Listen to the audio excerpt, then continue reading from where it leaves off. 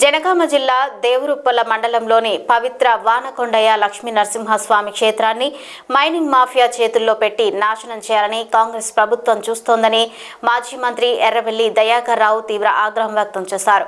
BRS నాయకులతో కలిసి జిల్లా కలెక్టర్లకు మెమరాండం సమర్పించిన ఆయన బీఆర్ఎస్ హయాంలో రద్దయిన మైనింగ్ కు మళ్లీ అనుమతులు ఎందుకు ఇస్తున్నారో ప్రజలకు సమాధానం చెప్పాలని ప్రభుత్వాన్ని డిమాండ్ చేశారు. వానకొండయ్య గుట్టపై ఒక్కరాయి కదిలిన బీఆర్ఎస్ ఉద్యమం అగ్నిజ్వాలలా మారుతుందని హెచ్చరిస్తూ గుట్ట పరిరక్షణ కోసం చివరి వరకు పోరాడుతామని స్పష్టం చేశారు. అదే సమయంలో ధాన్యం కొనుగోలు కేంద్రాల్లో ఉన్న ధాన్యాన్ని వెంటనే కొనుగోలు చేయాలని, మాధవపురం ఎస్సీ కాలనీలో డబుల్ బెడ్రూమ్ ఇండ్ల 3వ విడత బిల్లులు విడుదల చేయాలని ప్రభుత్వాన్ని కోరారు.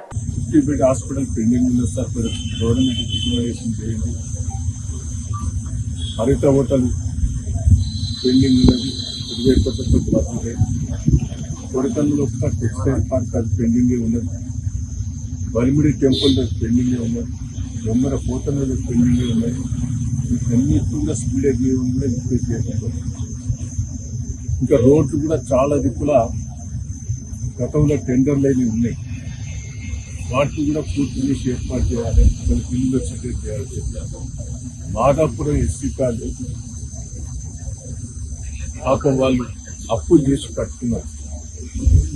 ఎస్సీ 30 ఇళ్ళు, వాటిని ఇమీడియట్లీ బిల్లులు వచ్చినట్టు చేయాలి.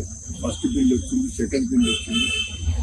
ఆ ఇళ్లలో ఉంటున్నారు, అవస్థ పడుతున్నారు, అప్పుల పాలై. దయచేసి ఆ బిల్లులు రికార్డ్ చేసి బిల్లులు ఇచ్చి ఏర్పాటు చేయాలి.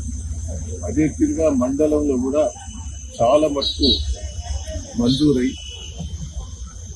పెండింగ్ ఉన్నాయి. అవి పేదలకు పంచాలని కూడా రిక్వెస్ట్ చేయడం జరిగింది.